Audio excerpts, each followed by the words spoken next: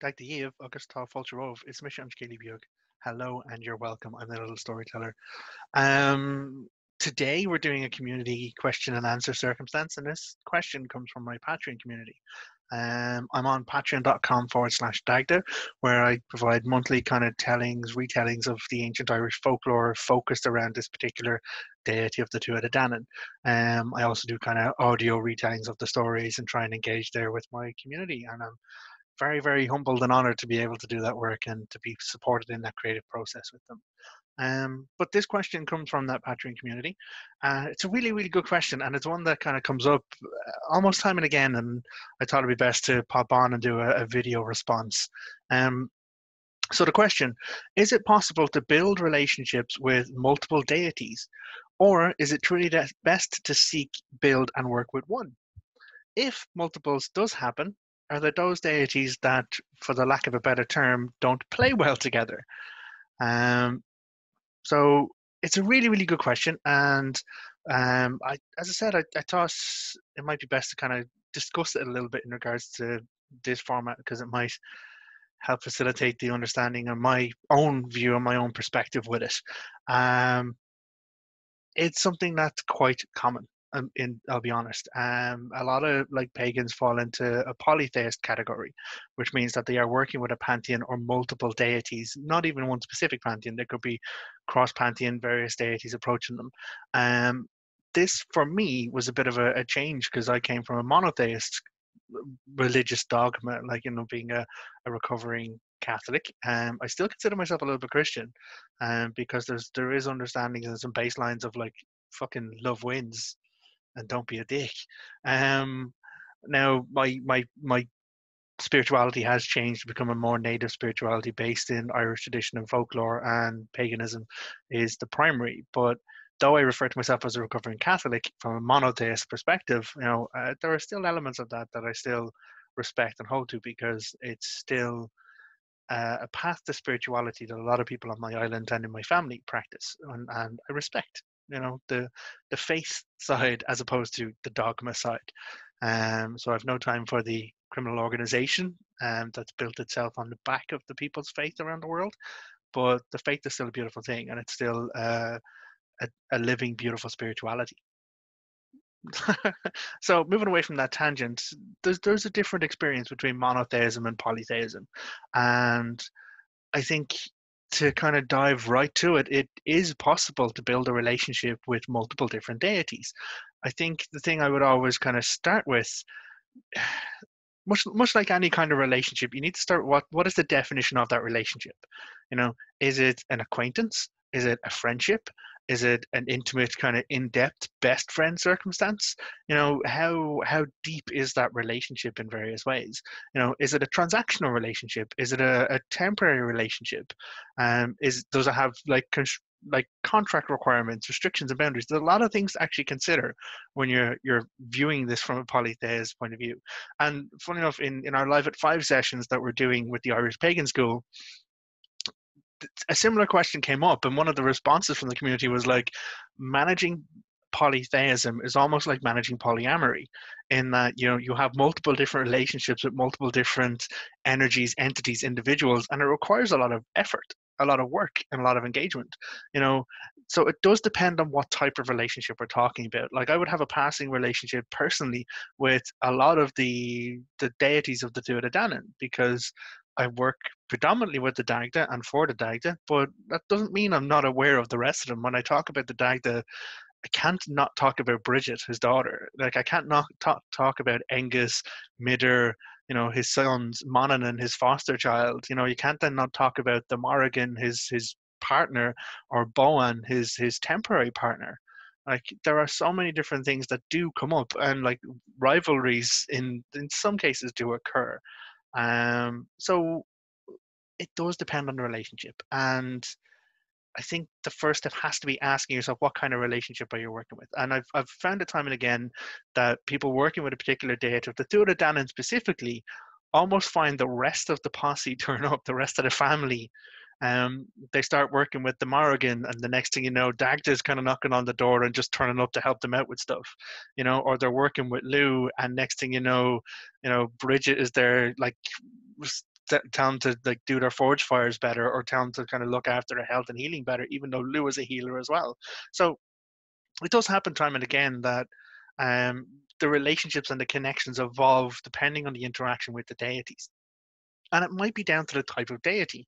The Tuatha Dé Danann are very close. As I said, my personal experience again, and I'll always try and be clear in any conversation I have with my community of where I'm stepping over into personal gnosis, where the lore kind of shows. Like the lore tells us Bridget is his daughter, Angus and Midder are his children. The lore tells us Mononan is his foster child.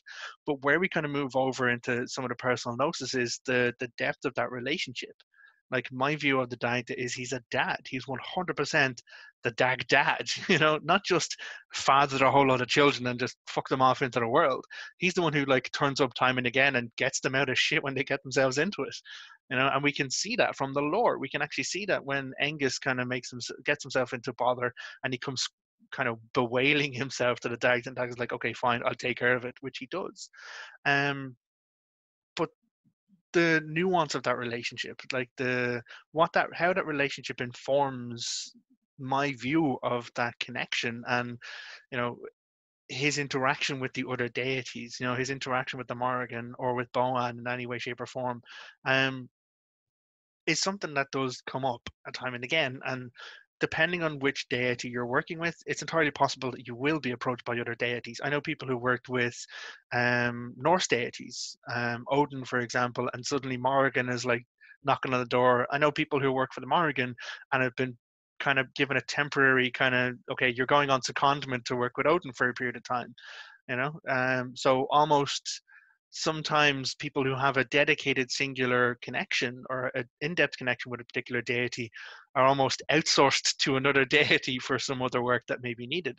Again, it does depend on the relationship of that deity. So I would have passing acquaintances with a lot of them, but there's only one that I work deeply with. There's only one that I work specifically for. And that is by choice. That is my choice to kind of say, okay, well, I'm going to go deep with this connection. I'm going to seek to build up that relationship and to forge a bond. It started as a contractual obligation. He's doing work for me, and so I said I'd do work for him. But over time, my relationship has changed from one of a transactional circumstance into one of like a friendship. I call him Akara now, which is Irish for friend. So there's a lot to be said for being open and approachable when you're dealing with kind of polytheism, but it's also one to be wary of, because I have come across a lot of people, and it's almost like their approach is kind of Pokemon. You got to catch them all.